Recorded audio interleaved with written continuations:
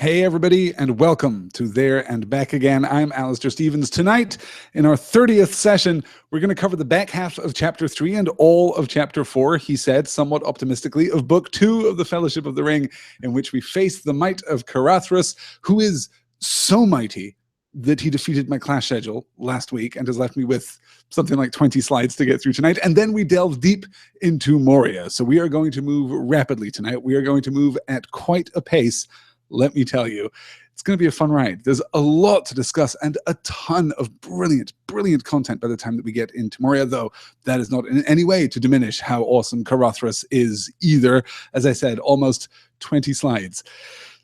Let's get into it. We're going to begin, though, not with our slides, not with our chapter content tonight, but with a quick recap, because there was some confusion this week in email about the Fellowship and about the ages of the Fellowship in particular. So I'm going to give you this handy recap. These are the members of the Fellowship of the Ring. Frodo Baggins, aged 50. Samwise Sam Gamgee, aged 38. Meriadoc Merry Brandybuck, aged 36. Peregrine Pippin Took, aged 28. These are our four hobbits. And as we know, our hobbits live a somewhat unconventional life compared to, modern human beings.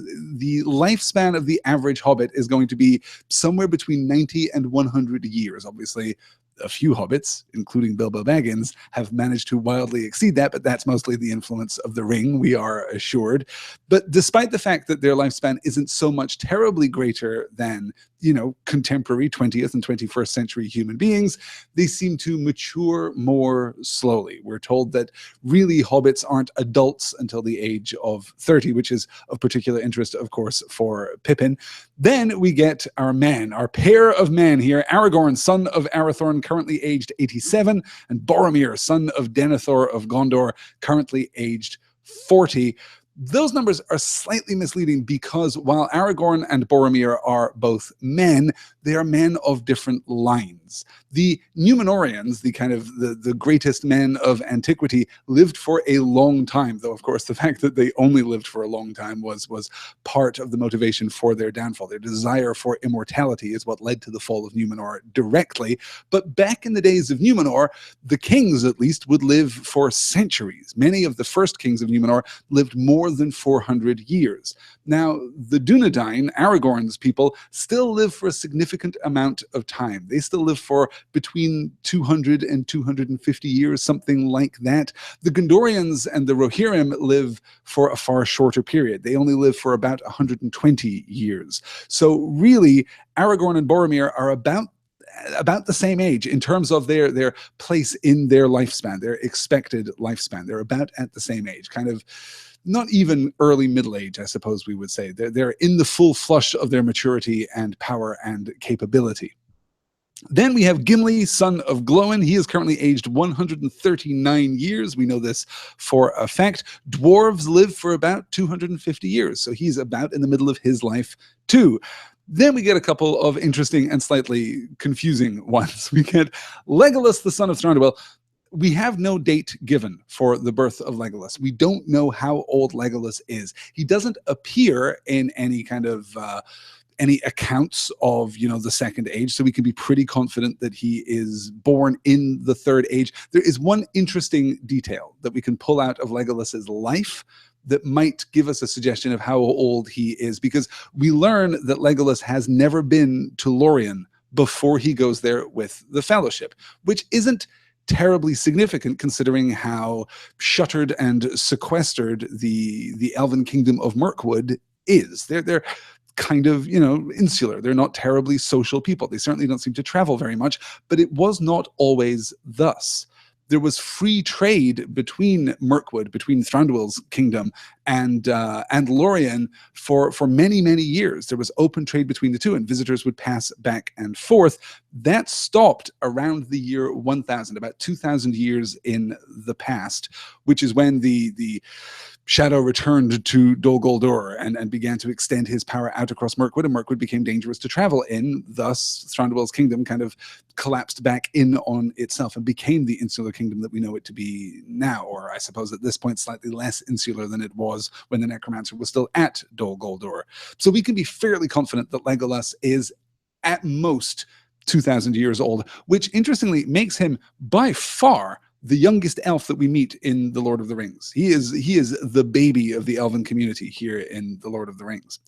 Gandalf is, in one sense, 2018 years old. It was in the year 1000 of the Third Age, about 2000 years ago, that the Istari came into Middle-earth. So that was the point at which the Maya, who was the Maya who would become known as Gandalf, the immortal kind of pseudo or sub-angelic spirit that was Gandalf, was kind of incarnated into the body of the wizard that we all know so well. That was when he came into Middle-earth.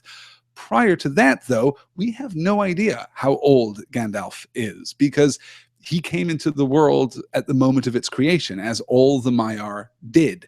Now, we know that the world has existed for ballpark 40,000 years, something like 38,000 years. We know that the first age lasted a good long time. We know that the second age lasted about 3,500 years. The third age has lasted 3,000 years so far. So we know that he has been here for all that time, but there are uncounted years before that. There was really no concept of time before that. So we have no idea how old Gandalf's awareness is, though also we don't know what that process of incarnation, as it were, did to Gandalf. We don't know how much he remembers of his pre-Gandalf existence back in Valinor. So that gives us a rough sense of the ages of our party as we're ready to move in, because there were some questions about Boromir being extremely youthful. And though he is vibrant, as I say, he is in the kind of the fullest rush of his adult maturity, he isn't a child. He isn't, the human version of Pippin kind of strolling around. That is not an excuse for Boromir's kind of arrogance, if we want to call it arrogance, his overconfidence, at least. That doesn't seem to be a valid excuse. He is a fully mature man as we move into this. So that gives us a sense of where we are. Good. I'm so glad you guys are all here. We've got Skipa. So Skipa says, so aside from Merry, Pippin, and Legolas, it's a midlife crisis brigade. I mean, pretty much. Yeah, you could probably excuse Gandalf too, I suppose, from that. But yeah, we're kind of all pretty much in that same, that same kind of span. It's a good time to go adventuring, I think, is what we've learned here. Good. Good. Okay. Let's, yes, as gosh, I hope I'm pronouncing this correctly. Museon art. Numenorians are like the legendary kings of Mesopotamia who supposedly ruled for hundreds of years. Yes, absolutely. That's right. And Angela asks, Legolas is young for an elf. Legolas is a baby, compared to the other elves of his company and experience, but still, significantly older than all the other members of the Fellowship. Elves just live and live and live. That's what they do.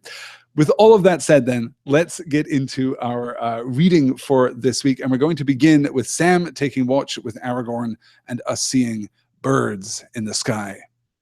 It was Sam's turn that day to take the first watch, but Aragorn joined him. The others fell asleep. Then the silence grew until even Sam felt it. The breathing of the sleepers could be plainly heard. The swish of the pony's tail and the occasional movements of his feet became loud noises. Sam could hear his own joints creaking if he stirred. Dead silence was around him, and over all hung a clear blue sky as the sun rode up from the east. Away in the south, a dark patch appeared and grew and drew north like flying smoke in the wind. "What's that, Strader? It don't look like a cloud," said Sam in a whisper to Aragorn. He made no answer. He was gazing intently at the sky, but before long Sam could see for himself what was approaching. Flocks of birds flying at great speed were wheeling and circling and traversing all the land as if they were searching for something, and they were steadily drawing nearer. "Lie flat and still," hissed Aragorn, pulling Sam down to the shade of a holly bush, for a whole regiment of birds had broken away suddenly from the main host and came flying low straight toward the ridge. Sam thought they were a kind of crow of large size. As they passed overhead in so dense a throng that their shadow followed them darkly over the ground below, one harsh croak was heard. Not until they had dwindled into the distance north and west, and the sky was again clear, would Aragorn rise. Then he sprang up and went and wakened Gandalf. So two striking things. Of course, the presence of birds, the spies of Sauron here, but much more importantly, arguably, the presence of the silence, the oppression that heralds this coming of darkness, figurative and literal, the casting of the shadow. Angela's calling out the holly bush flashback of American Gods. Holly bushes throughout this region of Eregion are very common. We'll see later that this part of the world is referred to as Hollin, which is short for Hollandland, that is land of Holly, that this is a sacred thing. Yes. Shane is calling out here in the YouTube chat, hundreds of birds and one croak. So creepy. It's really powerful that the silence accompanies the coming of the birds. That clues us in to believe that this is not a natural phenomenon, that this isn't some flight of birds from danger into safety. This is something else entirely. These birds have not been displaced. This is not a natural flight. This is something else entirely. And Sauron's shadow, as represented here literally by the shadows of the birds, is accompanied by this oppressive silence, and that oppressive silence gives the sense of purpose. And we note that the silence comes before the birds. It's kind of reminiscent of that that literal chilling effect that accompanies the Nazgul. You know, the presence of evil here the presence of evil here is palpable, absolutely powerful. Yeah. Sam is having quite the Tippy Hedron moment here, it says Merging Puppy. Yes, luckily they just pass overhead with one ominous croak and don't give us the outright assault that we might expect from, you know, Hitchcock. Yes. As Heroes and Bard says, too, birds will make the best spies, plus they're an omen of misfortune and death in some cultures. Yes, the idea of crows in particular, large crows coming over in a flock, yes, that absolutely bespeaks this sense of the omen of death. That's great. Good. Good. Eric asks, are the birds just bad birds or made by Saruman? Well, not by Saruman here, but by Sauron. This is part, I think, of the corruptive influence, right? This is similar to the corruption of Mirkwood, or the utter desolation of Mordor, or, now that I think of it, the desolation of Smaug, too. Evil turns nature to its own purpose. And I think that it is entirely possible that these are just the resident birds of Mordor who have been so suffused with the shadow that they themselves have become agents of Sauron. Yeah, they're being sent out. Robert asks, you learned something from Radagast after all? That would be interesting, wouldn't it? Perhaps that's a very specific skill set. Yes, I like that. I like that a lot. So that is our introduction to this notion of birds, and more significantly, our notion of the natural world being subverted into the service of Sauron, which isn't really something that we've seen in the frame of the Lord of the Rings. Of course, we're familiar with Mirkwood. We're familiar with what can happen when the shadow falls upon the natural world. But so far, curiously, in the Lord of the Rings, we've kind of rejected that idea. We've incarnated the presence of the shadow into the Black Riders, into the Nazgul. And the other encounters that we've had have very clearly and very purposefully been different. One of the things that Tolkien is striving to do in this part of the book, and really throughout the Fellowship, is kind of establish the presence of forces in the world that are not Sauron, or even specifically, you know, Sauron adjacent, not under the influence of the shadow, but are still somewhat contrary to elves and men and dwarves. There are forces in the world which we would consider evil or cruel, which is going to be a very appropriate word in just a few slides' time, but which aren't a function of the shadow. They're not evil in that capital E Sauron sense. They're evil in the, from our perspective, they don't care about us at all, and they are extremely powerful and sometimes mad at us, and that makes them tremendously dangerous. And of course, what I'm throwing forward to here is Caradhras, and what I'm throwing back to here is the Old Forest. You know, we've had a sense of the natural world rising in antipathy to the presence of hobbits specifically, but of course, all the civilized races, if you like, of Middle-earth. We're going to continue to see that develop. And this does, of course, echo not just Mirkwood in The Hobbit, but also our entire discussion of the West and the Wild. The idea that the Wild has a presence and an agency all its own. You know, we kind of talked about this with regard to the Eagles, that the Eagles in The Hobbit save Bilbo and the others, but they don't do it out of any kind of sense of heroism. They do it because they like hunting goblins. They do it because goblins are just a shade worse than dwarves and men and hobbits. You know, that's why they take the action that they take. It's not about good and bad necessarily, not in the sense that we would understand it from the perspective, at least of the hobbits, but it's more about, you know, the civil and the savage. It's more about, you know, the settled lands of the west and the wild of the east. And of course, this flock of birds, these flocks of birds that are searching the western lands now have come from somewhere. It's no coincidence that they're coming up out of the south, that they are pushing north into civilized lands.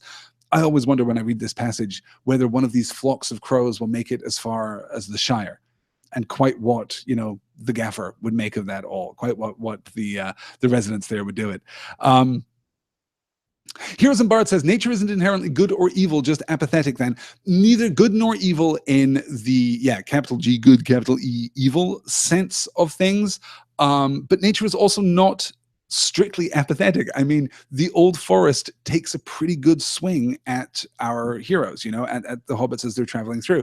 And of course, that takes two forms. There is the old forest itself, the kind of gestalt entity that is the old forest, which is manipulating the paths and kind of leading them forward and leading them into the Withywindle Valley and all the way to Old Man Willow, and then ultimately to Old Man Willow himself, who seems to be more embodied, more conscious, more sentient, whatever that might mean. But there is a force in the old forest that does not care for hobbits specifically, and that arises out of, at least in part, we should say, let's not paint with too broad a brush here, but that arises at least in part from the old antagonism between the hobbits and the old forest, right?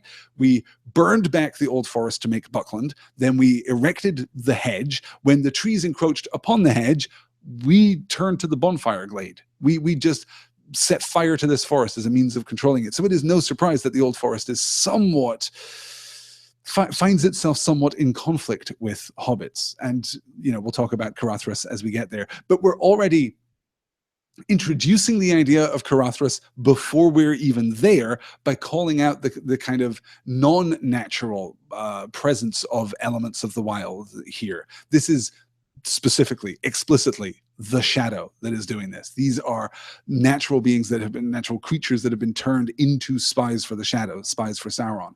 And that is a very different thing. So this is priming us when we get to Caradhras to view Caradhras perhaps with fear and skepticism. And we're going to have a conversation, in fact, about, you know, is this the presence of the enemy?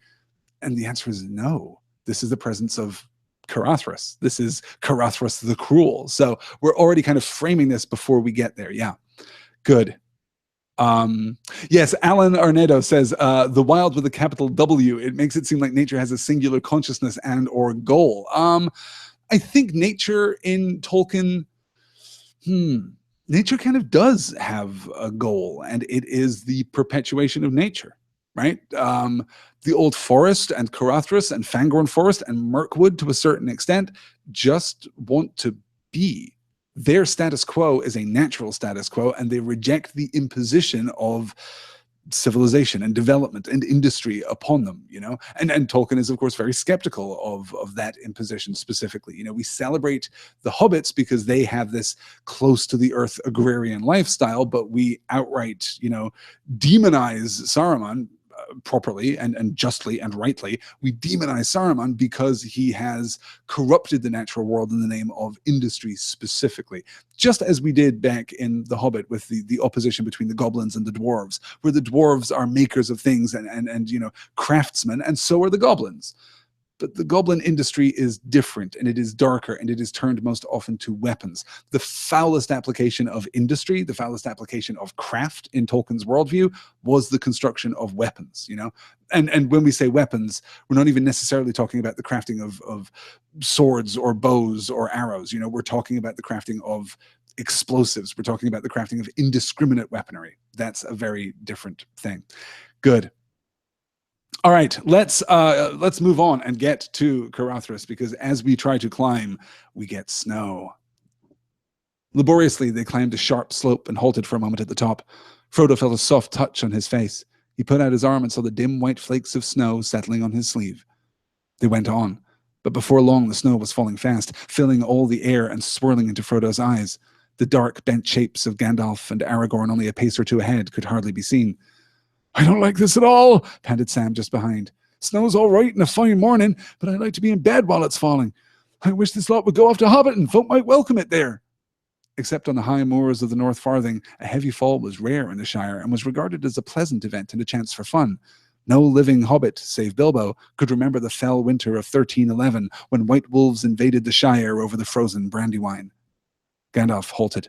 Snow was thick on his hood and shoulders. It was already ankle-deep about his boots. "This is what I feared," he said. "What do you say now, Aragorn?" "That I feared it too," Aragorn answered, "but less than other things.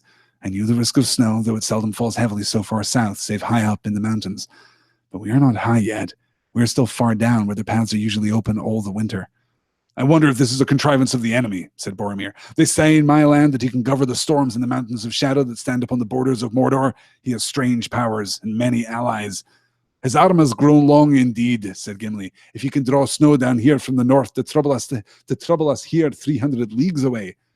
"His arm has grown long," said Gandalf.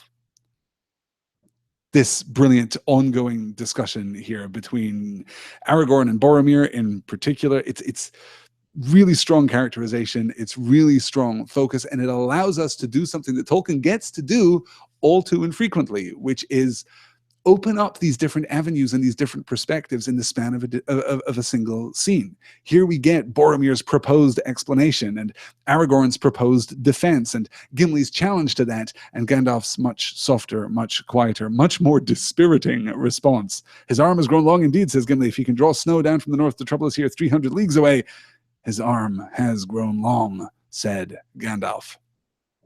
300 leagues, by the way, 900 miles. A league is a archaic English unit of distance. Basically, each league is 3 miles. A league was taken to be the distance that a person could walk in an hour, which works out to be about that far, yes. Jackie Boatman says the shadow is reaching further and further from Mordor, and Heroes and Bards confirms, well, that's ominous. Fair. Absolutely fair. And Alan says, so based on this, can we assume that Sauron knows where the Fellowship is and therefore the ring? Well, no. I don't think that we can, because I don't think this is Sauron. The birds are searching, and they're searching the entire land west, and presumably by now, given that the Fellowship, or the kind of pre-Fellowship collection of individuals lingered at Rivendell for 3 months, remember, it is entirely possible by now that Sauron has had some word from the Nazgul of what has happened. They know that the ring bearer was there. They know that the ring bearer made it to Rivendell. That's probably all that Sauron knows. So I think you're absolutely right, Alan, with your challenge here. Probably not Sauron doing this on Caradhras, because he couldn't know with this specificity where they were or what they were planning. Presumably, he doesn't even know that they, are still on the western edge of the mountains, or that they're not, racing down to the Gap of Rohan, or not racing even further south and trying to take a different tack. This is, for me at least, one of the strongest indications that this is Caradhras here. So let's talk a little. Actually, let's do one more slide, and then we'll talk a little more about Caradhras. "You can make us a fire if you can," answered Gandalf. "If there are any watchers that can endure this storm, then they can see us, fire or no." But though they had brought wood and kindling by the kindlings by the advice of Boromir, it passed the skill of elf or even dwarf to strike a flame that would hold amid the swirling wind or catch in the wet fuel. At last, reluctantly, Gandalf himself took a hand.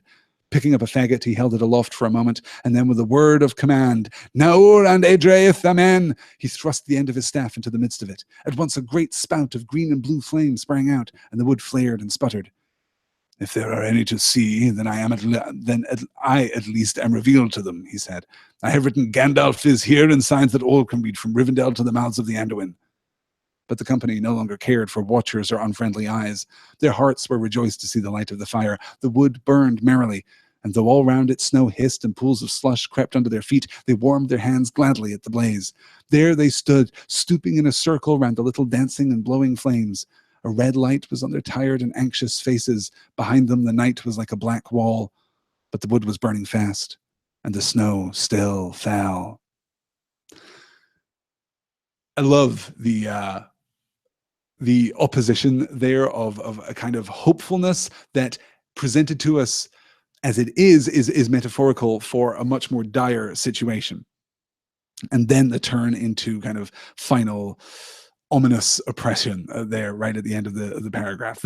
What I'm referring to here is the wood burned merrily, and though all around it snow hissed and pools of slush crept under their feet, they warmed their hands gladly at the blaze. Okay, so this is a joyous scene. Okay, Gandalf has started the fire with his word of command. This is actually just this is Sindarin. What he says is just Elvish, and the translation is simply "Fire be for the saving of us." It isn't a spell as much as it is literally with a word of command, as it says. You know, it's not an arcane, you know, Harry Potter-esque crafting of faux Latin into a magical effect. He is simply speaking the command that causes the thing to happen. And as he says, there are now consequences to that. He has revealed his position to those who are magically inclined.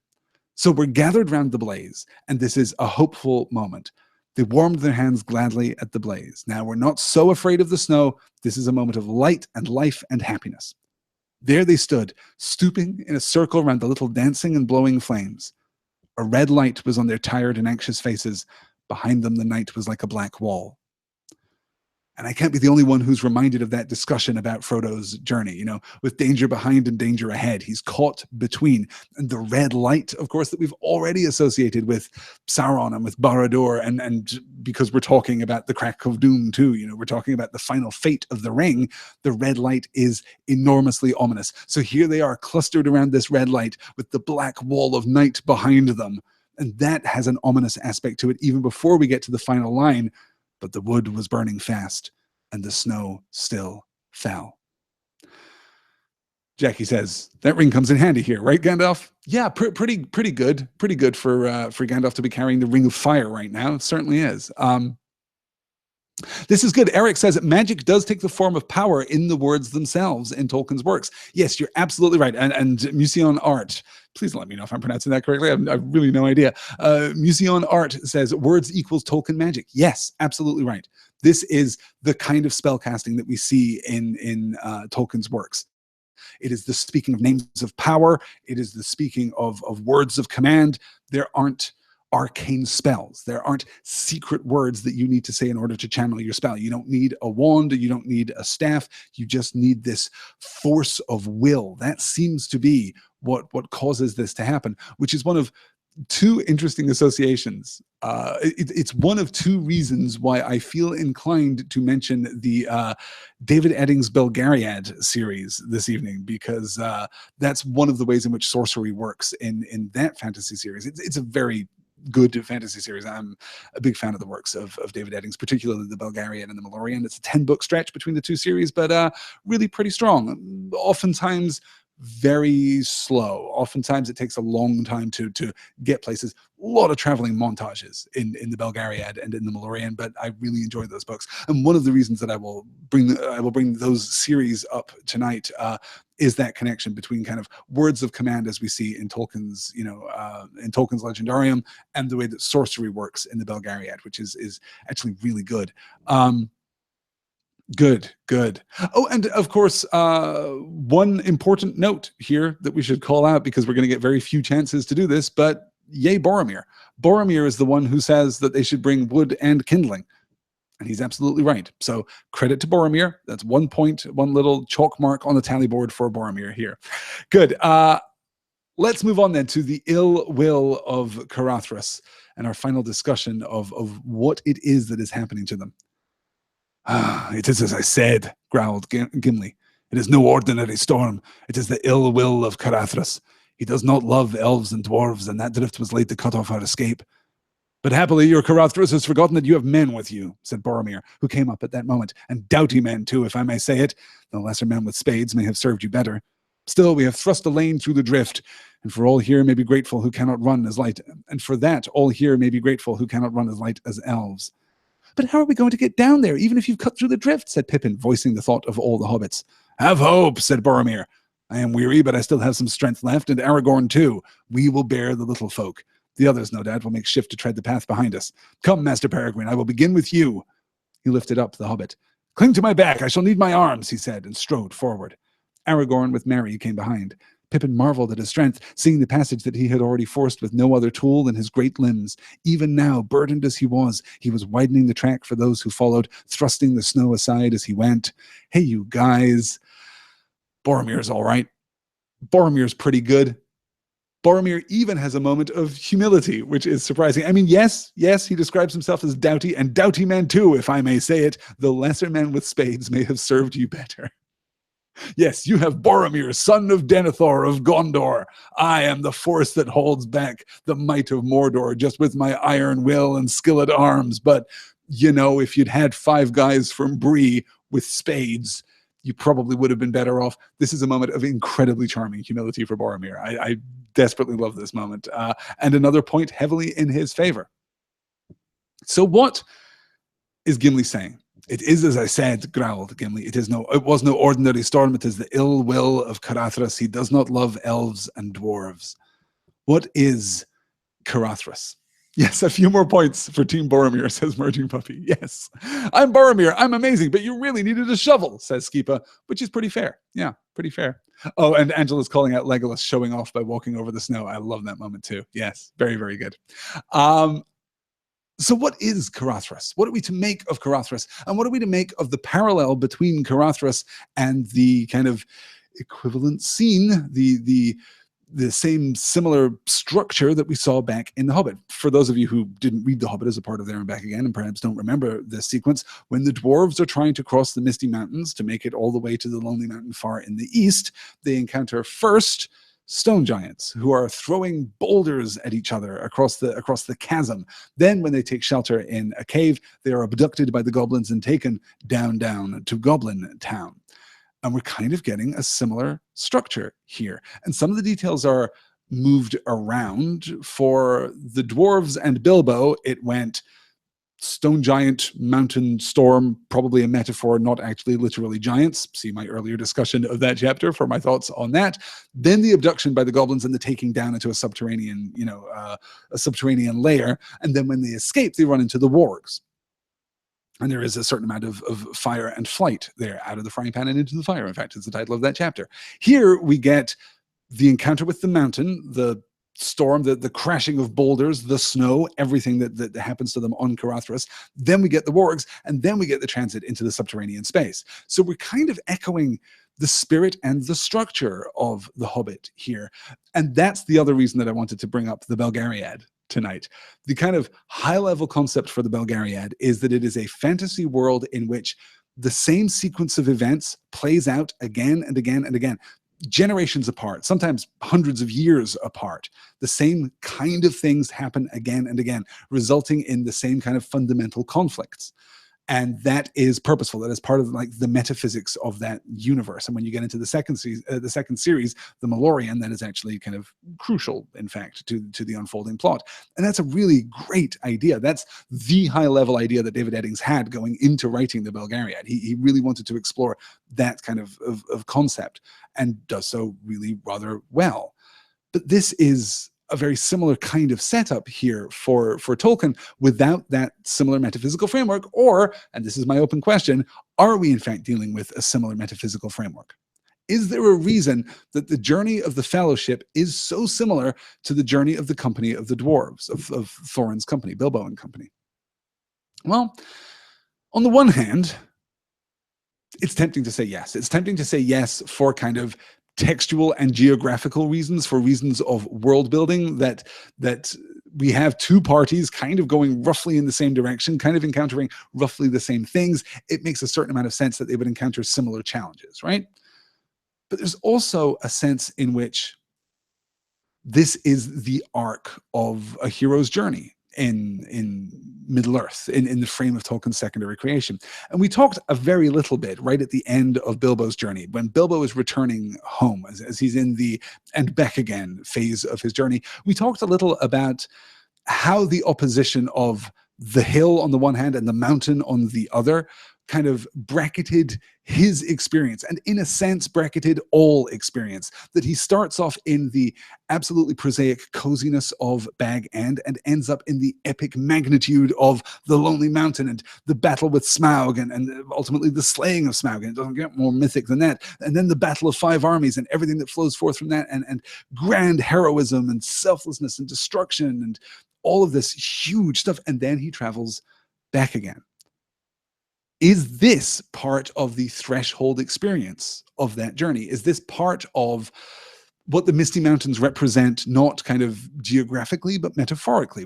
I was just talking earlier about the passage from the west into the wild, and those two things are demarcated by the Misty Mountains. That's absolutely explicit in The Hobbit, less explicit in the pages of The Lord of the Rings, and it's going to become more complicated within the frame of The Lord of the Rings too, though even that complication may well be read as being conscious, that neither the West nor the Wild are as simple as they appeared from Bilbo's perspective back in The Hobbit. This is something that I want to pay attention to as we move onward, because there are a few other points where we're dealing with similar kind of structural elements to Bilbo's journey back in The Hobbit, and I want to kind of be aware of those. Let me see here. Danielle Ross says, the world started in music, so reprises were probably going to be a thing. I like that a lot. That's very good.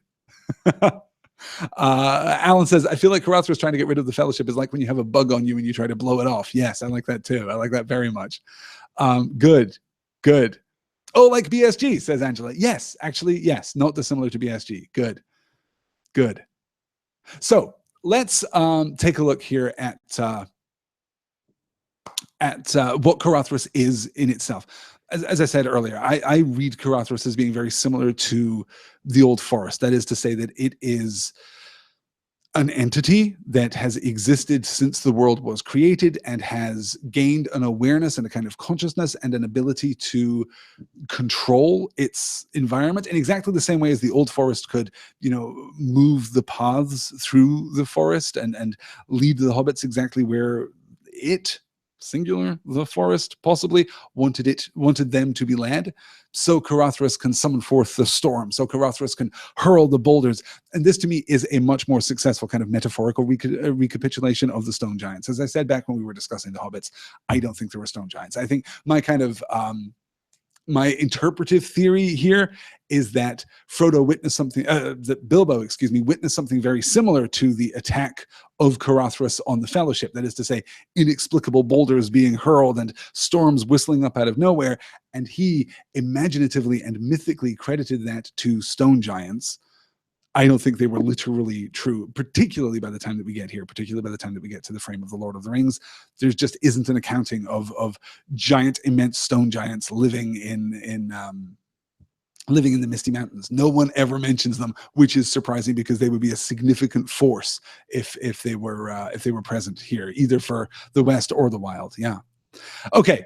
I'm taking too long talking about this stuff, and we must push on. So that is the will of Caradhras. I suppose one other quick little thing. Is Caradhras more than just a nature spirit? Or, I don't think nature spirit is a phrase.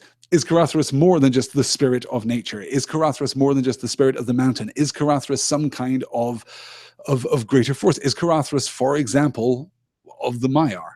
Is Caradhras a disembodied angelic spirit that came into the world in perhaps the way that Tom Bombadil did? Is that the connection that we should be drawing here? Tom Bombadil has retreated from the world but preserves his little corner of the old forest. Is Caradhras something different? Possibly not. The fact that's most important here, I think, is the disassociation of Caradhras's malevolence, his cruelty, his explicit cruelty, with the shadow and the influence of the shadow. We're doing something very different here, and that's important. Is Caradhras like Old Man Willow, says Skipa? Possibly, yes. I mean, except that, yes, I mean, in the broadest sense, in one possible way, yes. I mean, it could just be that certain beings, is that too strong a word for a tree and a geographical feature? Certain things have an awareness, have sentience. Yeah, it's possible. All right, we really must push on with our last slide from this chapter as Gandalf shouts at a mountain. Enough, cried Gimli. We are departing as quickly as we may. And indeed, with that last stroke of malice, that last stroke, the malice of the mountain seemed to be expended, as if Carothras was satisfied that the invaders had been beaten off and would not dare to return. The threat of snow lifted. The clouds began to break and the light grew broader. As Legolas had reported, they found that the snow became steadily more shallow as they went down, so that even the hobbits could trudge along. Soon they all stood once more on the flat shelf at the head of the steep slope where they had felt the first flakes of snow the night before. The morning was now far advanced. From the high place they looked back westward over the lower lands. Far away in the tumble of country that lay at the foot of the mountain was the dell from which they had started to climb the pass. Frodo's legs ached. He was chilled to the bone, hungry, and his head was dizzy as he thought of the long and painful march downhill. Black specks swam before his eyes. He rubbed them, but the black specks remained. In the distance below him, but still high above the lower foothills, dark dots were circling in the air. "The birds again," said Aragorn, pointing down. "That cannot be helped now," said Gandalf. "Whether they are good or evil or have nothing to do with us at all, we must go down at once. Not even on the knees of Carothras will we wait for another nightfall." A cold wind flowed down behind them, and they turned their backs on the Redhorn Gate and stumbled wearily down the slope. Carothras had defeated them. It's pretty great. It's a pretty great setup here that Carothras has rebuffed their attempts to pass through the Redhorn Gate, and now they have to find an alternate route. And we're already kind of leaning on this idea that Carothras has been mollified, and we'll get to that too later. "Cover's blown, push on," says Jackie Boatman. Good. Becca Eller says, "I don't enjoy the snow parts. Having walked through waist-high snowdrifts, I feel very deep sympathy for these poor fellows. It is really, really grim." Yes, good. But it has to be grim because we need to motivate the next turn of the plot as we move into chapter 4 and consider, what now? It was evening, and the grey light was again waning fast when they halted for the night. They were very weary. The mountains were veiled in the deepening dusk, and the wind was cold. Gandalf spared them one more mouthful each of the Mirrorvor of Rivendell. When they had eaten some food, he called a council. "We cannot, of course, go on again tonight," he said. "The attack on the Redhorn Gate has tired us out, and we must rest here for a while." "And then where are we to go?" asked Frodo. "We still have our journey and our errand before us," answered Gandalf. "We have no choice but to go on or to return to Rivendell." Pippin's face brightened visibly at the mere mention of return to Rivendell. Merry and Sam looked up hopefully, but Aragorn and Boromir made no sign. Frodo looked troubled. "I wish I was back there," he said. "But how can I return without shame, unless there is indeed no other way and we are already defeated?" "You are right, Frodo," said Gandalf. "To go back is to admit defeat and face worse defeat to come. If we go back now, then the ring must remain there. We shall not be able to set out again. Then, sooner or later, Rivendell will be besieged, and after a brief and bitter time, it will be destroyed. The ring-wraiths are deadly enemies, but they are only shadows yet of the power and terror they would possess if the ruling ring were on their master's hand again." "Then we must go on if there is a way," said Frodo with a sigh. Sam sank back into gloom. "So we can't go back. We must go on, though the gate before us is closed." I like the ambiguity in Gandalf's first line there. "We cannot, of course, go on again tonight. The attack on the Redhorn Gate has tired us out, and we must rest here for a while." The attack on the Redhorn Gate. That implies to me he is referring to the Fellowship's assault on Carothras itself, that they attacked Carothras by trying to climb it. The attack on the Redhorn Gate has tired us out. Otherwise, it would be the attack at or beneath the Redhorn Gate. But on implies that motive force forward. Why could they not set out again if they return to Rivendell, says Glorfin David, and that is a great question. The answer seems to be the darkening shadow. Now the birds are present. If they fly back to Rivendell, if they I'm using the archaic form there, if they flee back to Rivendell, they will be seen. They probably have been seen already. And that means that Sauron will know where they are. And that means that a siege of Rivendell will be priority number one. And he is going to have no trouble bringing forces down out of the Misty Mountains, even bringing forces up from Mordor in sufficient quantities to absolutely crush Rivendell. Gandalf has no reason to downplay Rivendell's strength and security. But as he says, Rivendell will be besieged, and after a brief and bitter time, it will be destroyed. There's no plan B here. There is just valiant hope. If we go back, Sauron gets the ring. If we stay here, Sauron gets the ring. The only hope is to push on forward. Yeah. Good. So we're going to turn to Moria, which is on the next slide, as we discuss the possibilities here. Since our open attempt on the mountain pass, our plight has become more desperate, I fear. I see now little hope if we do not soon vanish from sight for a while and cover our trail. Therefore, I advise that we should go neither over the mountains nor round them, but under them. That is a road, at any rate, that the enemy will least expect us to take. We do not know what he expects, said Boromir. He may watch all roads, likely and unlikely. In that case, to enter Moria would be to walk into a trap, hardly better than knocking on the gates of the Dark Tower itself. The name of Moria is black. You speak of what you do not know when you liken Moria to the stronghold of Sauron, answered Gandalf. I alone of you have ever been in the dungeons of the Dark Lord, and only in his older and lesser dwelling in Dol Guldur. Those who pass the gates of Barad-dûr do not return. But I would not lead you into Moria if there were no hope of coming out again. If there are orcs there, it may prove ill for us, that is true. But most of the orcs of the Misty Mountains were scattered or destroyed in the Battle of Five Armies.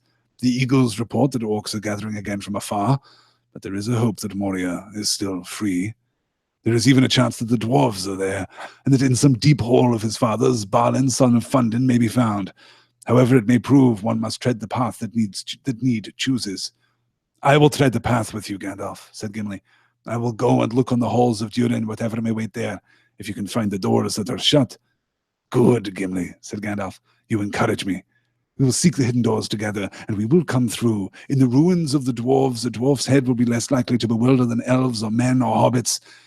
And it will not be the first time that I have been to Moria. I sought there long for Thrain, son of Thror, after he was lost. I passed through, and I came out again alive.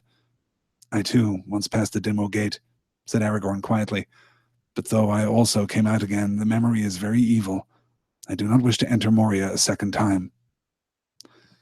Glorfin David calls out the pun here, Black Moria. Very good. The name of Moria is black, says Boromir.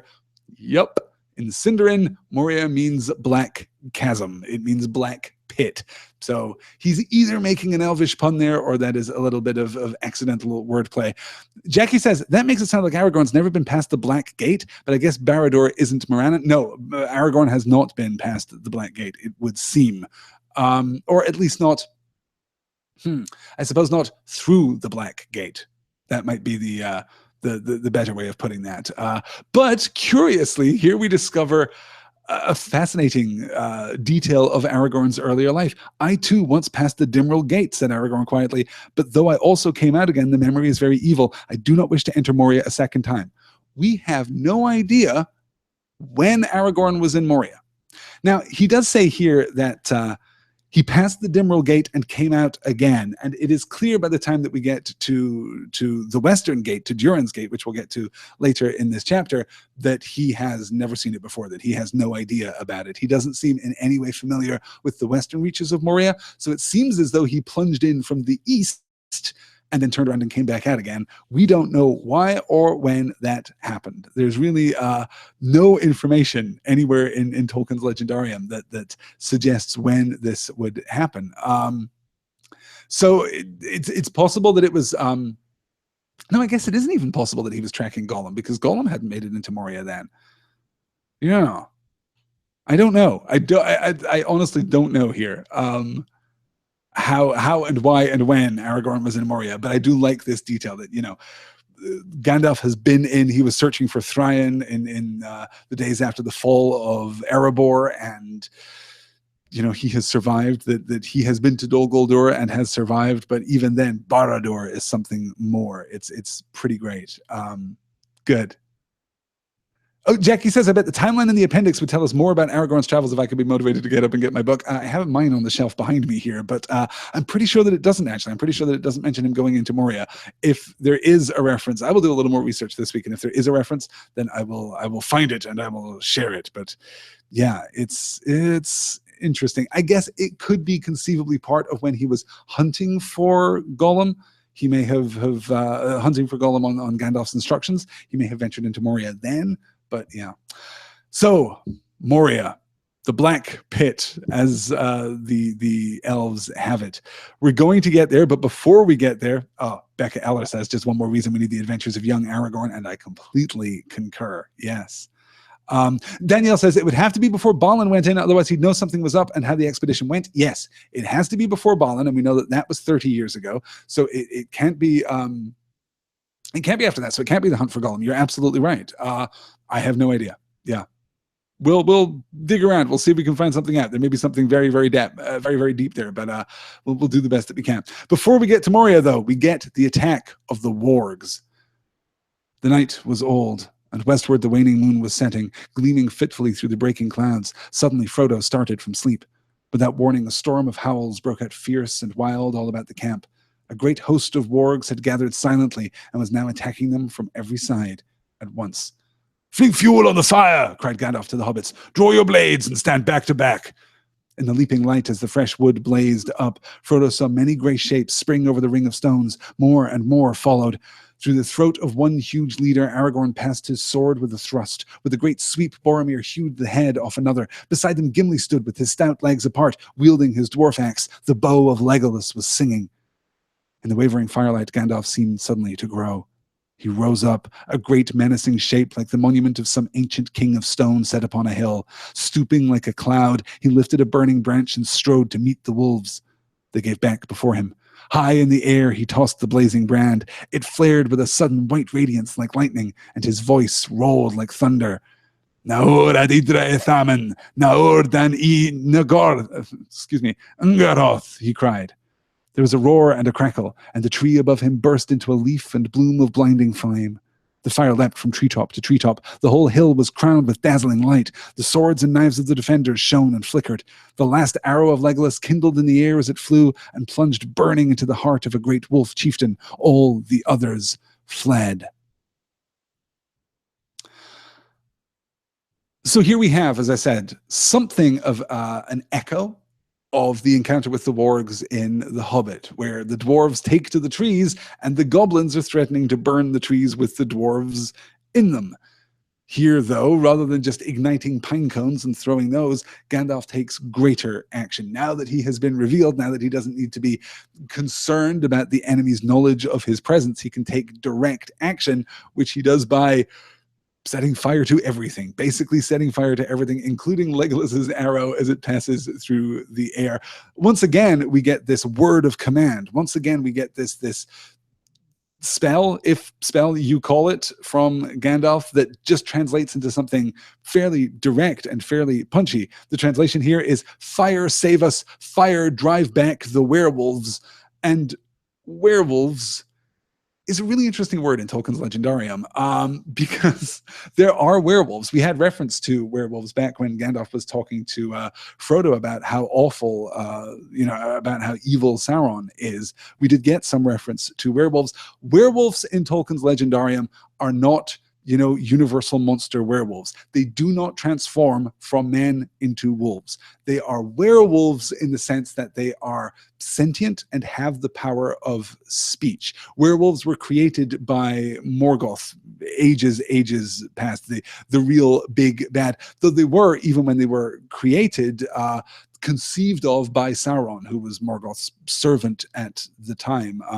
At that point, Sauron took the form of a great wolf from time to time, which is where he presumably got the inspiration there. And it seems probable that the wargs here, as distinct from, regular wolves, that the wargs are descended from those werewolves because they too could speak. And we know that the wargs can speak because of the scene earlier in The Hobbit. So they're either descended from or kind of recreated in the image of those earlier werewolves. But as I say, not transforming werewolves. Didn't were originally translate to strange, says Heroes and Bars. Yes, more in that sense than in the sense of yes. I'm just thinking of Teen Wolf now, basically. Yeah, good. It's interesting. Merging Puppy says, I had to reread this part 3 times because I do not remember this from my first time through. It's an odd little beat because we think of, we ascend Caradhras and then plunge into Moria, but we don't. We get this whole fairly extended sequence, in fact, and a fairly dire sequence. This is tough. You know, the Fellowship is hard pressed at this point, though I do love this beat of our heroes working together. I love the throat of one huge leader, Aragorn passed his sword with a thrust, with a great sweep, Boromir hewed the head off another. Beside them, Gimli stood with his stout legs apart, wielding his dwarf axe. The bow of Legolas was singing. I love how we get this whole thing here. Yeah, good. All right. That will do it for the warg attack. There is much more there, but unfortunately, time is short. And we get a brief reference here from Gandalf to an ancient opposition here. Well, here we are at last, said Gandalf. Here the elven way from Hollin ended. Holly was the token of the people of that land, and they planted it here to mark the end of their domain. For the west door was made chiefly for their use in the traffic with the lords of Moria. Those were happier days, when there was still close friendship at times between folk of different race, even between dwarves and elves. It is not the fault of the dwarves, it is not the fault of the dwarves that the friendship waned, said Gimli. I had not heard it was the fault of the elves, said Legolas. I have heard both, said Gandalf, and I will not give judgment now, but I beg you two, Legolas and Gimli, at least to be friends and to help me. I need you both. The doors are shut and hidden, and the sooner we find them, the better. Night is at hand. And since we're talking about echoes from The Hobbit, hey, here we are looking for a hidden dwarven door. Just, you know, another little beat of repetition there in a part of the book that is leaning pretty heavily on that notion of repetition, that structural repetition, or perhaps not. So this is Eregion. This is Hollin. This is the former elven settlement. We had a brief beat of this from Legolas last time, where he's talking about how the stones remember them and how Hollin is kind of preserved and protected. Eregion is preserved and protected from the shadow simply because elves once lived here and they don't anymore. Eregion was a really significant elven settlement populated by Noldor elves. For a while, Eregion was ruled by Galadriel and by her husband Celeborn before they went to Lorien. So this was very, very serious, but now it is no more. Yeah. Dwarves are apparently really big on secret entrances, says Heroes and Bards. Yeah. Yes, good. So this is our entry here. Eregion, also, by the way, Eregion is just the Sindarin translation of Land of Holly. Hollin, coming from Hollin land, is still the old form, but yes, this is all about the Holly. But we move forward to the description of the doors of Durin. The moon now shone upon the grey face of the rock, but they could see nothing else for a while. Then slowly on the surface where the wizard's hands had passed, faint lines appeared, like slender veins of silver running in the stone. At first, there were no more than pale gossamer threads, so fine that they twinkled fitfully when the moon caught them, but steadily they grew broader and clearer. Guessed. At the top, as high as Gandalf could reach, was an arch of interlacing letters in an elvish character. Below, though the threads were in places blurred or broken, the outline could be seen of an anvil and a hammer surmounted by a crown with 7 stars. Beneath these again were 2 trees, each bearing crescent moons. More clearly than all else, there shone forth in the middle of the door a single star with many rays. These are the emblems of Durin, cried Gimli. And there is the tree of the High Elves, said Legolas. And the star of the house of Fëanor, said Gandalf. They are wrought of Ithilden that mirrors only starlight and moonlight and sleeps until it is touched by one who speaks words now long forgotten in Middle-earth. It is long since I heard them, and I thought deeply before I could recall them to my mind. What does the writing say? Asked Frodo, who was trying to decipher the inscription on the arch. I thought I knew the elf letters, but I cannot read these. The words are in the elven tongue of the west of Middle-earth in the elder days, answered Gandalf, but they do not say anything of importance to us. They say only, the doors of Durin, Lord of Moria, speak, friend, and enter. And underneath, small and faint, is written, I, Navi, made them. Celebrimbor of Hollin drew these signs. There is so much here, and I'm going to push past this slide so that I can show you the actual inscription here that we're seeing. So there are so many things that are curious here, so many things that are fascinating here. Moria is particularly interesting. The transcription there, that first arc that you see over the top, the doors of Durin, Lord of Moria, speak, friend, and enter. Then beneath that, I, Narvi, made them, Celebrimbor of Holland drew these signs, right? Becca Eller asks the excellent question, why are the secret letters on the Dwarven Door in Elvish?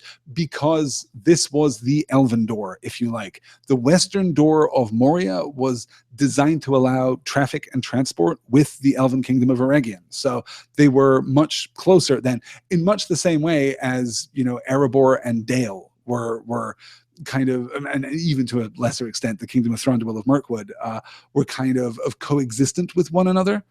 So it was between the dwarves of Khazad-dûm and the elves of Eregion. There was a great friendship there. This was from long ago. Narvi, the I, Narvi, made them. Celebrimbor of Holland drew these signs. So someone constructed the door and then someone made the inscription. The someone who constructed the door was a dwarf. Narvi is a dwarven name. He was a very important dwarf, presumably of Khazad-dûm. The second name, though, is perhaps even more interesting. Celebrimbor of Holland drew these signs. Celebrimbor has been mentioned before in There and Back Again because Celebrimbor was an extremely important elf. In the middle of the Second Age, Celebrimbor of Eregion was approached by an unknown Maya craftsman called Anatar, the Lord of Gifts, and basically persuaded to craft rings of power. It turns out that Anatar, the Lord of Gifts, was, of course, the Lord of Lies. It was Sauron in disguise. Celebrimbor, who inscribed this image here on the doors wrought by Narvi, is the same Celebrimbor who created the Ring of Power. Is the same, well, not the Ring of Power, technically, but created the other rings of power. Glorfin David notes, Durin's door equals Dumbledore? No, a little different. Just ever so slightly different. Old Toby says, if I ever build a house, the front door is totally going to be like Durin's door. I am hard pushed to choose between Durin's door for a front door or just the round green porthole door that Bilbo has back in Bag End. Yeah, one of those two things. Or I guess that the SBs have back in Bag End now. Yeah. Here's and Bart says Narvi and Celebrimbor were here, I guess. Yeah, a little bit. It does read a little bit like that. So this is the door. This is the entry here into Khazad-dûm, the elven entry into Khazad-dûm. We get the hammer and anvil there that you can see near the top in the middle. Those are the emblems of Durin. The crown with the 7 stars, that represents Durin's crown. We're going to hear a little more about that and the star crown of Durin in just a while. We get the trees surmounted by the crescent moons. That gives us the 2 trees, possibly the 2 trees of the High Elves. It's possible. And then we get the single star, the emblem of Feanor's house. Yes. On the top left there, we get the in the very top left, we get the C rune, which stands for Celebrimbor, of course. In the top right, we get the Ore, the N rune, which stands for Narvi. And beneath their feet is the, right at the bottom there, that is the D rune for Durin. So that is the Durin's door here to Khazad-dûm. And it gives us, of course, one of the best kind of riddles, I suppose, that you'll find in modern fantasy literature. It's pretty great. First of all, though, Gandalf has to do his best. What are you going to do then? Asked Pippin, undaunted by the wizard's bristling brows. Knock on the doors with your head, Peregrine Took, said Gandalf. But if that does not shatter them, and I am allowed a little peace from foolish questions, I will seek for the opening words. I once knew every spell in all the tongues of elves or men or orcs that was ever used for such a purpose. I can still remember 10 score of them without searching in my mind, but only a few trials, I think, will be needed, and I shall not have to call on Gimli for words of the secret dwarf tongue that they teach to none. The opening words were elvish, like the writing on the arch. That seems certain. He stepped up to the rock again and lightly touched with his staff the silver star in the middle beneath the sign of the anvil. Anon etelen, edro hyamen, fenes nogothrim, lasto bethlamen, he said in a commanding voice. The silver lines faded, but the blank gray stone did not stir. Many times he repeated these words in different order or varied them. Then he tried other spells, one after another, speaking now faster and louder, now soft and slow. Then he spoke many single words of elvish speech. Nothing happened. The cliff towered into the night. The countless stars were kindled. The wind blew cold, and the doors stood fast. Again, Gandalf approached the wall, and lifting up his arms, he spoke in tones of command and rising wrath. "Edro! Edro!" he cried, and struck the rock with his staff. "Open! Open!" he shouted, and followed it with the same command in every language that had ever been spoken in the west of Middle-earth. Then he threw his staff on the ground and sat down in silence. Old Toby points out Gandalf way overthinks this. Yeah, we're going to get a couple of beats here of Gandalf being very short with Pippin too, which is not always easy to appreciate. Yes. Let me see here. Alan asks, Moria was the first Dwarven kingdom, right? Moria was one of the first Dwarven kingdoms. The dwarves were created long ago by the Vala Aule. He created the dwarves because he was impatient for the coming of the children of Iluvatar and wanted to teach someone his craft. He was the craftsman blacksmith of the Valar. So he created the dwarves, and Iluvatar said, hey, what the hell do you think you're doing? But granted the dwarves life. He granted them Fea. He gave them spirits effectively, nonetheless. And then the 7 dwarven fathers were paired up with wives, all except for one, actually, all except for Durin, and they were sent to sleep beneath the mountains until the coming of the children of Iluvatar. So there are 7 dwarven kingdoms, of which one was Khazad-dûm, one was Moria. This is Durin's line. Durin was one of the dwarven forefathers created by Aule way back when. Yeah. Danielle says, Gimli just taught them the dwarf names for the mountains. Are proper nouns less secret than the rest of the language? Yeah, I like parsing this. This is really interesting. Only a few trials, I think, will be needed. I shall not have to call on Gimli for words of the secret dwarf tongue that they teach to none. I think the secret dwarf tongue is not dwarfish. I think there is a kind of public dwarfish language that they use, dwarvish language that they use, but there is also perhaps a secret language that the dwarves do not teach to others. That seems possible. Yeah, yeah. That certainly seems to be the implication anyway, yeah. Jackie Bowman says, I remember reading this as a kid and thinking, why not just say friend? That's pretty great. Oh, and Eric says, it vaguely reminds me of Snape trying to access the Marauders map. Good, good. Yes. So, of course, we know now the solution. The password is simply melon. Speak, friend, and enter. Gandalf is somewhat to blame for the translation here because the translation should be, closer to say, friend, and enter. But yes. And there is often a lot made of the idea that that the western gate to Khazad-dûm is this simple, right? That it is so transparent, that it is simply a matter of walking up and saying friend in Elvish and being allowed in. And that's fair, kind of, but the door itself is concealed. The door itself is hidden, and the design that we see upon the door is crafted from Ithilden by Celebrimbor. So it is Ithilden is Sindarin for moon star or star moon, as Gandalf will cite it later.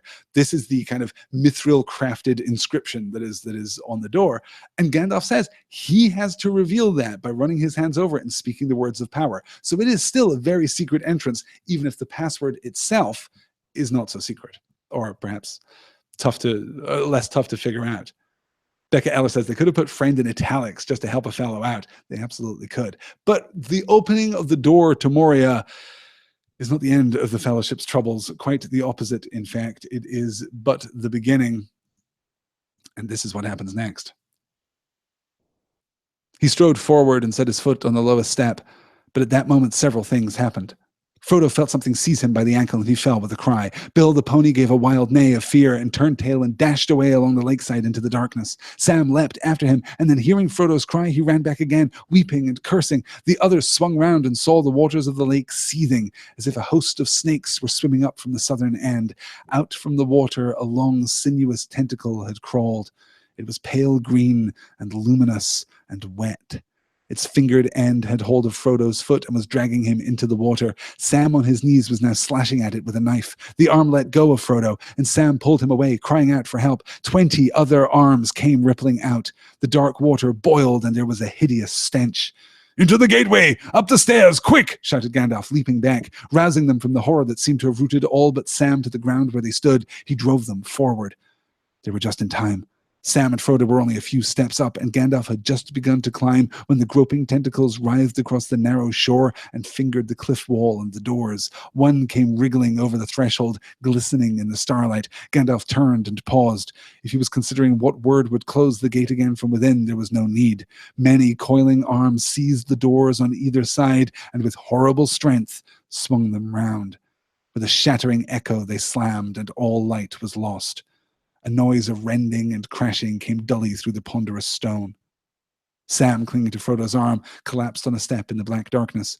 "Poor old Bill," he said in a choking voice. "Poor old Bill, wolves and snakes. But the snakes were too much for him. I had to choose, Master Frodo. I had to come with you." Alan points out, fingered end creeps me out. So it's a tentacle with more tentacles on the end of it? Yes, it's pretty bad. This is the Watcher in the water. And Cam is asking in the YouTube chat, is this a kraken? The answer is we don't know. And Robert says in the YouTube chat, that moment when you realize maybe Caradhras wasn't so bad after all. Snow doesn't seem so bad after facing the Watcher in the water. It's true. So what happens here? What is the Watcher in the water? Well, we have very little information here. We have very little information about which we might use to forge some speculation. But it displays three, I guess, really interesting characteristics, okay? The first is that it does not strike until the doors are open and the Fellowship is moving into Moria. The second is that it then slams shut the gates of Moria behind them. But the third is perhaps the most interesting. It strikes at Frodo. Now, it is fair to say that the Fellowship is moving into Moria and is expecting Moria to be trouble. For all they know, Moria is packed full of orcs and who knows what, and the nameless evil from deep beneath the earth that the dwarves disturbed that caused Moria to fall in the first place. They have no idea what they're going to find. So presumably, they are arrayed in a defensive position with regard to the door, with regard to Durin's door here, which would probably mean that the hobbits would be at the back. Frodo, perhaps furthest back. Hey, Ringbearer, you stay back from the line of battle, just in case something comes at us out of the door that we just opened. So it's possible that the Watcher in the water struck at Frodo just because he was closest. But on the very next page, Gandalf will wonder if that is true. He will have an unvoiced concern whether or not that is actually true. Yeah. All evil things, says Jackie, will be drawn to Frodo. And I love that explanation. I like that very, very much because, well, I suppose there were two connections there, right? The first is simply that Frodo is empowered. By virtue of being a ring bearer, Frodo is empowered. He also has, the wound of the Morgul blade. He has been further into the Wraith world than any member of the Fellowship, possibly any other mortal on Earth right now who hasn't been completely, on Arda, who hasn't been completely, wraithified at that point. Frodo may be luminous. He may be radiant in the Wraith realm for those eyes who can perceive such things. So it is possible that the Watcher in the water is reaching out for Frodo because Frodo is powerful in that sense. It's possible that the Watcher in the water is reaching out for Frodo because of the presence of the ring, though I'm not entirely sure or convinced by that. It's also possible, more prosaically, that he's reaching out for Frodo simply because Frodo is the closest at that point. It's a really striking moment. And all the more striking because the Watcher pulls the doors to Moria closed. And that's necessary in one sense, because we are going to face things in Khazad-dûm that we don't necessarily want to face. And there may come a point where after a couple of days hanging out on the threshold here, Gandalf might decide, you know what, maybe we should go back out the Western Gate. Maybe that would be the smarter thing to do. But now they can't. Now they are trapped and there is no way out but through. And that is just good storytelling. That is good narrative right there. And the fact that you can accomplish that kind of necessary structure through the application of a Lovecraftian nightmare monster, so much the better. Let's do that. We'll push on here. I'm already running so late. This is, as we're moving on through the Mines of Moria, you know what? I'm going to skip this slide. I quoted this slide partly just because Aragorn is awesome as he's seeking to reassure the rest of the Fellowship, and I really like the friendship between Gandalf and Gimli. All of that is great.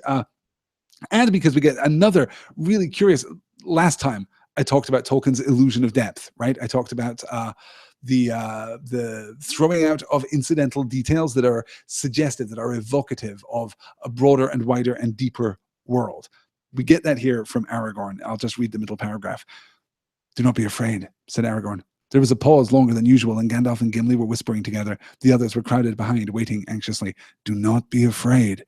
I have been with him on many a journey, if never on one so dark, and there are tales in Rivendell of greater deeds of his than any I have seen. He will not go astray, if there is any path to find. He has led us here against our fears, but he will lead us out again at whatever cost to himself. He is surer of finding the way home in a blind night than the cats of Queen Baruthiel." Another little moment of Aragorn prophecy there. He has led us in here against our fears, but he will lead us out again at whatever cost to himself. More on that next week. But that final line, "he is surer of finding the way home in a blind night than the cats of Queen Baruthiel." We know almost nothing about Queen Baruthiel. She was a queen back on Numenor.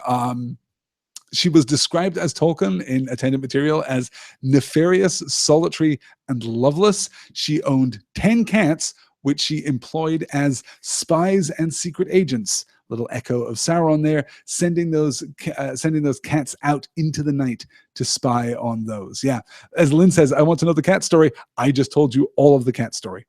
That's literally everything that we get. There's nothing else there. Yeah. Okay.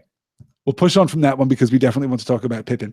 Pippin felt curiously attracted by the well. While the others were unrolling blankets and making beds against the walls of the chamber as far as possible from the hole in the floor, he crept to the edge and peered over. A chill air seemed to strike his face, rising from invisible depths. Moved by a sudden impulse, he groped for a loose stone and let it drop. He felt his heart beat many times before there was any sound. Then, far below, as if the stone had fallen into deep water in some cavernous place, there came a plunk. Very distant, but magnified and repeated in the hollow shaft. "What's that?" cried Gandalf. He was relieved when Pippin confessed what he had done, but he was angry, and Pippin could see his eye glinting. "Fool of a took," he growled. "This is a serious journey, not a hobbit walking party. Throw yourself in next time, and then you will be no further nuisance. Now be quiet." Nothing more was heard for several minutes, but then there came out of the depths faint knocks. Tom-tap, tap-tom. They stopped, and when the echoes had died away, they were repeated. Tap-tom, tom-tap, tap-tom, tom. They sounded disquietingly like signals of some sort, but after a while the knocking died away and was not heard again. Oh, Pippin.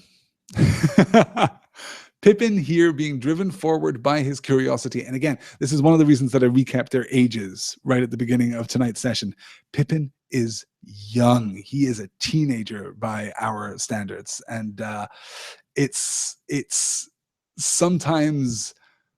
I find myself swinging back and forth. Sometimes I condemn Pippin at least as harshly as Gandalf does. And then other times I think, well, no, okay, look, he's just driven by curiosity. And he's being told that this isn't a hobbit walking party, but a hobbit walking party is all he's ever had experience of. This is a cool new thing in a cool new environment. And he's just being adventuresome. He's being tookish. I mean, Tooks are defined by this. Hey, Gandalf, if you didn't want a Took in your party, you shouldn't have invited him. You shouldn't actually have pushed for his inclusion because, you know, Took's gonna Took. And if that isn't the next There and Back Again t-shirt, I don't know what is.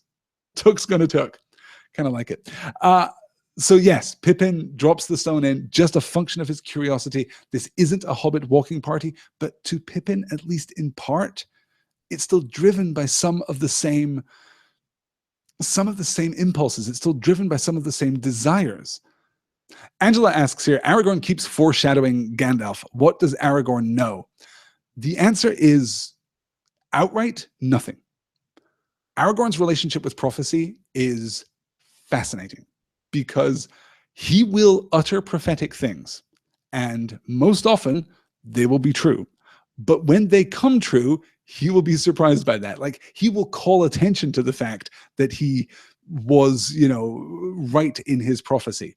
We'll circle back around to that in the Two Towers a couple times over, in fact.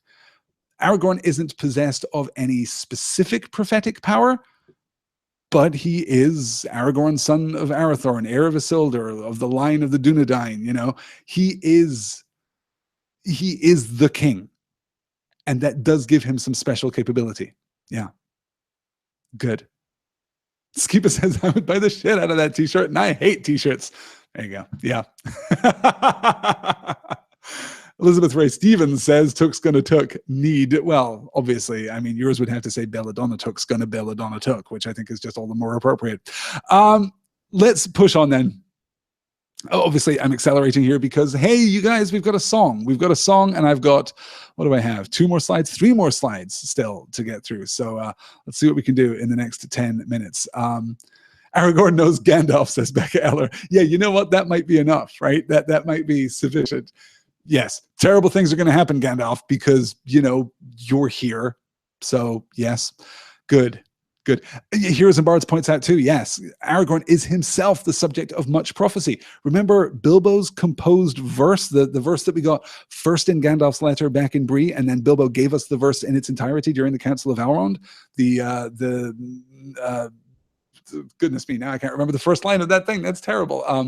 All that is gold does not glitter, I think that's interesting. Bilbo obviously believes that prophecy about about Aragorn rather. Aragorn has this, yes, prophetic sense to his entire life and his outlook. Okay, this is one of my favorite poems that we're going to get in the entire book, and I know that I say that all the time, but here it is nonetheless. The world was young, the mountains green. No stain yet on the moon was seen, no words were laid on stream or stone when Durin woke and walked alone. He named the nameless hills and dells. He drank from yet untasted wells. He stooped and looked in mirror mere and saw a crown of stars appear as gems upon a silver thread above the shadow of his head. The world was fair, the mountains tall in elder days before the fall of mighty kings in Nargothrond and Gondolin, who now beyond the western seas have passed away. The world was fair in Durin's day. The king he was on carven throne, in many pillared halls of stone, with golden roof and silver floor and rooms of power upon the door, the light of sun and star and moon in shining lamps of crystal hewn, undimmed by cloud or shade of night, that shone forever fair and bright. Their hammer on the anvil smote, their chisel clove and graver wrote, their forged was blade and bound was hilt, their delver mined and mason built, their beryl, pearl and opal pale, and metal wrought like fish's mail, buckler and corset, axe and sword, and shining spears were laid in hoard. Unwearied then were Durin's folk. Beneath the mountains music woke, the harpers harped, the minstrels sang, and at the gates the trumpets rang. The world is grey, the mountains old, the forge's fire is ashen cold, no harp is rung, no hammer falls, the darkness dwells in Durin's halls, the shadow lies upon his tomb, in Moria, in Khazad-dûm. But still the sunken stars appear, in dark and windless mirror. There lies his crown in water deep, till Durin wakes again from sleep. So it should surprise us not one bit, of course, that this is absolutely written in the Dwarven meter. This is very similar to the Dwarven poems that we got back in the pages of The Hobbit, and even echoes some of the same ideas. Yeah, a king he was on carven throne in many pillared halls of stone, with golden roof and silver floor and runes of power upon the door. The light of sun and star and moon in shining lamps of crystal hewn. I love the last 4 lines there in the first column that you can see. The light of sun and star and moon in shining lamps of crystal hewn. Remember back in the Misty Mountains song that we got back in The Hobbit, where we catch the light and we entrap it in gems and the works of dwarven craft? That's exactly what we're getting here. But we go one step further here in Gimli's song. The light of sun and star and moon in shining lamps of crystal hewn. Yes, we caught the light of the world. We caught the light of the heavens, and we trapped it. We cast it in crystal and in craft. But we go further than that. Undimmed by cloud or shade of night, there shone forever fair and bright. Hey, you know what's better than the sun and the stars and the moon? Catching that light and putting it in a crystal and not having to think about clouds or night or, nonsense like that. Our light shines forever. Alan is asking, what's Mirrormere? Mirrormere is a tarn. It's in the Dimral Dale. We will get there in just a couple of chapters' time. It's a tarn is a mountain lake. Mirrormere is its name in common. Mirror, of course, meaning mirror, reflective surface, and mere being Middle English, meaning lake. So the story here. Let's try and parse this entire thing. So the world was young, the mountains green, no stain yet on the moon was seen, no words were laid on stream or stone. No words were laid on stream or stone. Nothing had been named, right? No names had been given to the world. When Durin woke and walked alone. Crucially, Durin, of all the dwarven forefathers, was not given a wife by Aule for some reason. There's never an account given of why that is true, but hey, it's apparently true. So he wakes and he walks alone. He named the nameless hills and dells. Again, we get the sense of Christian theology kind of leaching in here. The role of Adam in the Garden of Eden was to name things, was to discern their true nature and purpose, and to give them their names. And here, Durin is literally doing that. He's going out into the nameless world and naming it. He drank from yet untasted wells. He stooped and looked in Mirrormere. By the way, Mirrormere must have been a name that Durin gave to this lake, because otherwise it wouldn't have had a name. So he stooped and looked in Mirrormere and saw a crown of stars appear as gems upon a silver thread above the shadow of his head. So he's seeing the you'll remember on the graphic that we saw of the door there, the 7 stars arrayed above the crown. That is the symbol of Durin's crown, his throne, I suppose. And then we come back. The world was fair. So the world was young, the mountains green. Then the world was fair, the mountains tall. In elder days before the fall of mighty kings in Nargothrond and Gondolin, who now beyond the western seas have passed away, the world was fair in Durin's day. And there's a little spark of something in that last line. The world was fair in Durin's day. Those of you who were with me for the reading of The Hobbit will remember that Durin's day is the day upon which the thrush is supposed to knock, and the last rays of the setting sun will illuminate the secret entrance into the Lonely Mountain, into Erebor. Durin's day is the last day of the Dwarven year. But we don't mean that here. We're not talking about that specific day of the year. Instead, we're talking about his time, his period. The world was fair in Durin's day. A king he was on carven throne. So we get this sense of Durin leading the kingdom into greatness. We get the many pillared halls of stone, golden roof, silver floor, the lamps that we discussed earlier.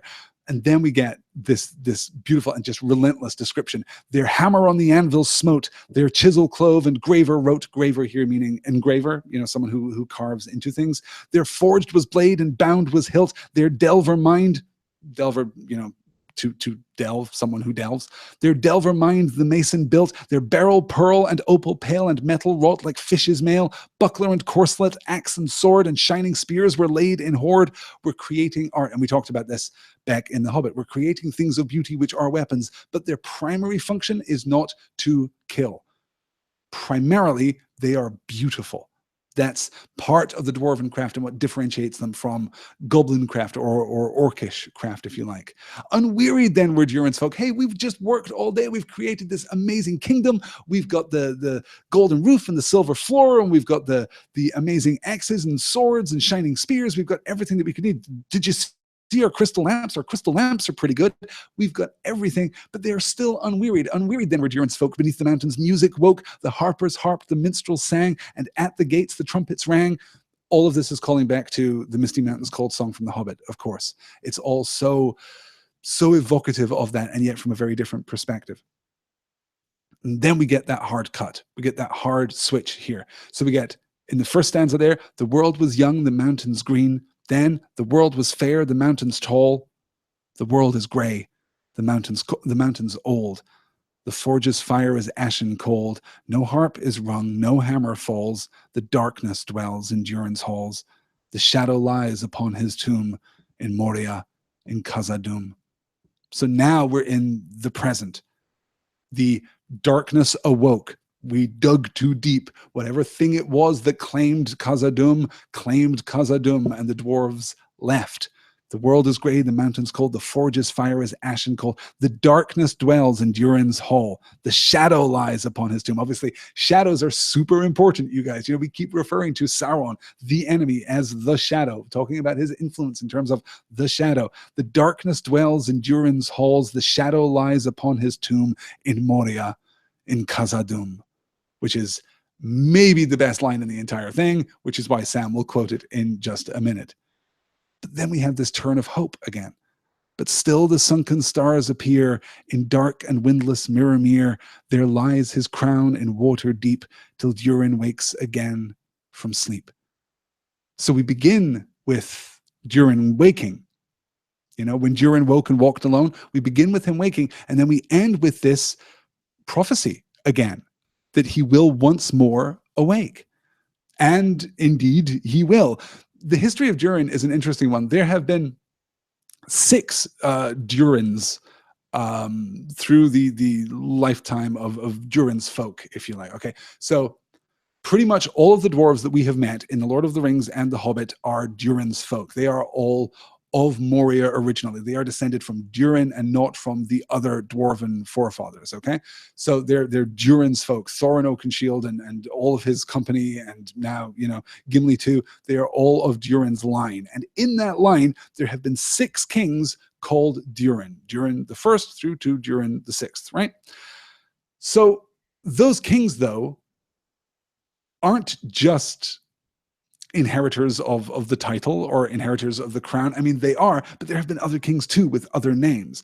But when a Durin comes around, it is thought to be a continuation of that original legacy, that Durin has again awoken. It's kind of like reincarnation if you get to be reincarnated as yourself again, It's this sense of constancy and continuation. So there is a prophecy here, but still the sunken stars appear in dark and windless Mirror. There lies his crown in water deep till Durin again awakes from sleep. We're getting this idea that Durin may return. And because it's not relevant to the story in any way, minor spoilers, Durin's going to return. Durin the 7th will be born in about 5 years' time. He is the son of King Thorin III of the Lonely Mountain, king under the mountain. So yes, there will be a Durin the 7th. It's not going to take part in this story. It's part of the appendix material that we get about what happens in the 4th age of Middle-earth. But yeah, Durin will return again. I just love this poem and the palpable sense that you get. In fact, let's move into our penultimate slide here for this evening. Since I'm already at time, hey, let's take another 10 minutes, right? And we'll pick up directly from the end of the song. I like that, said Sam.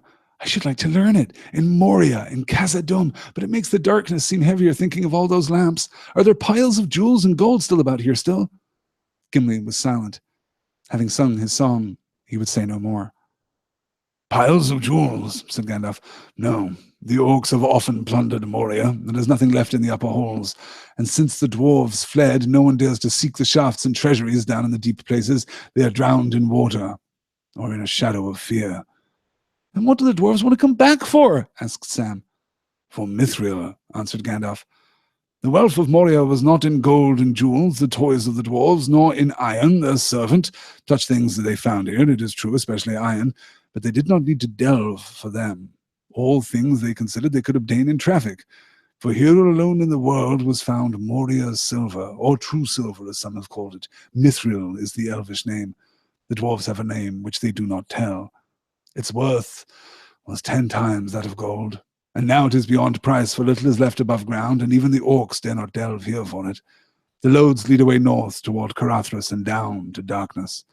The dwarves tell no tale, but even as Mithril was the foundation of their wealth, so also it was their destruction.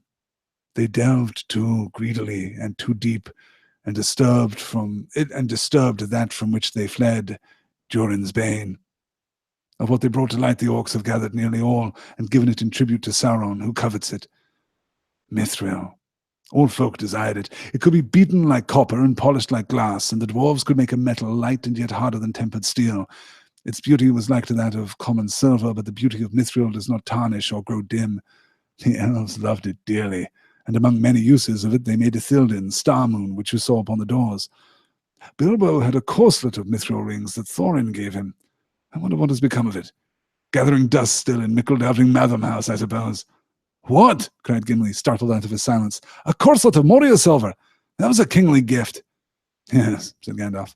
I never told him, but its worth was greater than the value of the whole Shire and everything in it. Mithril is a fascinating thing because here Tolkien is taking ancient legends of magic silver or of true silver or of steel silver. There are stories and kind of mythic representations of mithril throughout various, Anglo-Saxon and Norse mythic histories. But here he does something unique and brings it into the frame of the Lord of the Rings really beautifully. As he says, mithril itself is the elvish name. The dwarves have a name that they do not tell. This was their primary trade in Khazad-dûm, right? Moria existed primarily because of the trade, because of the mining of, the use of, but also the trade in mithril, and yet they wouldn't reveal their name. That's how sacred the mithril is. What's most interesting here from a kind of a textual point of view, perhaps, is that this was basically the passage in which Tolkien really worked out his ideas on mithril, which seems odd because mithril was introduced back in The Hobbit. You know, Bilbo was given his little mithril coat, what is called here a corselet. He was given his little mithril coat back in The Hobbit. But that was a revision. That wasn't even a second stage revision. That was a third stage revision. The coat that Bilbo wore was not called mithril until after The Lord of the Rings had been released. That was a late stage edition because Tolkien had, in this passage pretty much, worked out what mithril was and what it meant and what it represented, and then went back and seeded it through his earlier work. He had a better name for it. I believe Bilbo's coat, the coat that Frodo is in fact wearing right now as we speak, because a lot of people like to talk about, you know, mysterious or magical or important artifacts that they are wearing without ever mentioning that they're wearing them. Hey, Gandalf and your Ring of Fire. Frodo here, of course, is wearing the corselet that Bilbo was given, but doesn't mention it. I believe that it was described as a true silver. Was it true silver or no? Now I don't recall. It may have been a true silver corselet. Yes, good. Okay. Let's push on from there. Oh, one quick note here. So the dwarves are mining for mithril. The lodes lead north toward Caradhras, bad news, as we know, and down, which is dangerous. Then they delved too greedily and too deep and disturbed that from which they fled, Durin's Bane. We're not going to spend too much time on it next week because we're going to have a lot more to talk about, but it is clear from next week's reading that Gandalf does not know what Durin's Bane is. He knows that they awoke something in the deep dark, and he knows that that forced the dwarves from Khazad-dûm, and he probably expects that they have a pretty decent chance of facing it, but he does not know what it is. He is, I guess, not surprised when he beholds it, but, you know, his suspicions are confirmed, at least we can say that. And from there, we're going to look on. Glorfin David says, Gandalf calls it a corset here. In the movie, it was more like mail. Do you know if it was woven that way? It is mail. It is supposed to be chainmail, yes. A corselet is a kind of is a measure of the type of body. Basically, what Gandalf is saying is that it was a sleeveless vest. That's what he's describing here. But yes, chainmail would have been the approach. As Alan quotes here, Valyrian steel. Yes, good. Okay, let's move on to our last slide of the evening. And boy, things take a turn, don't they? This is the slide of the tomb of Balin. It looks like a tomb, muttered Frodo, and bent forwards with a curious sense of foreboding to look more closely at it. Gandalf came quickly to his side. On the slab, runes were deeply graven. These Daeron's runes, such as we used of old in Moria, said Gandalf.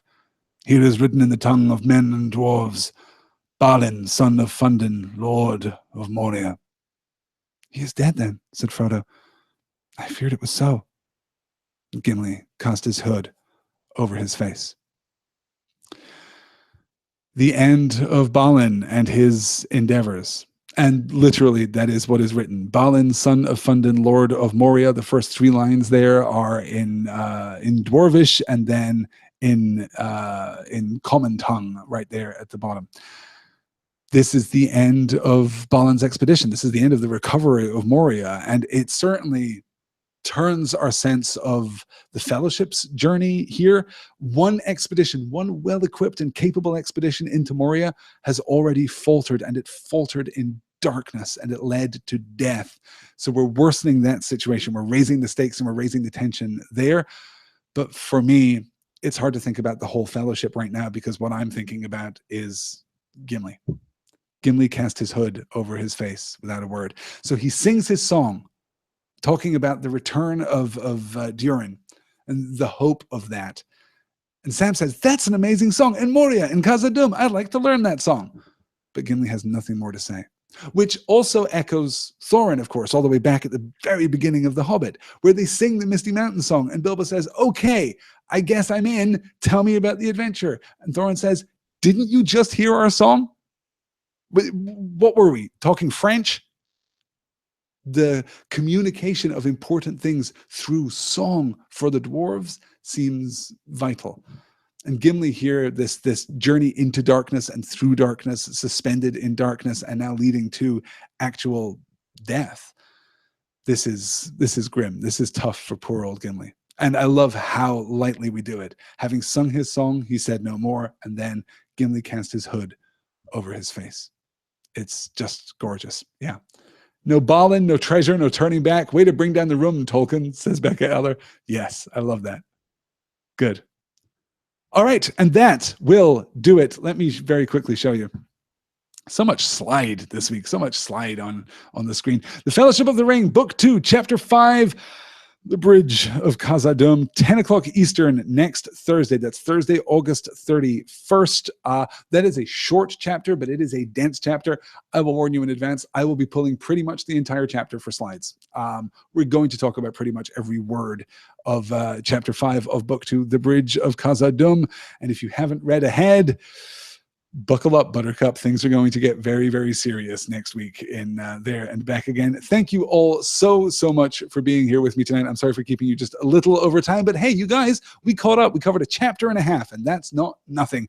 If you have questions in the week ahead, you can email me directly at pointnorthmedia@gmail.com. Excuse me. If you are succinct, if you are terse even, then you can reach me on Twitter, where you can find me at Point North Media. If you have a moment to like this on iTunes, to rate and review this podcast on iTunes, I guess that's what you do. You like and subscribe on YouTube, I guess, which you can also do. You can hit that little subscription button and make sure that you never miss a live broadcast from Point North Media. You can also spread the word of There and Back Again and get in touch with other people who might be interested in joining us on these little adventures.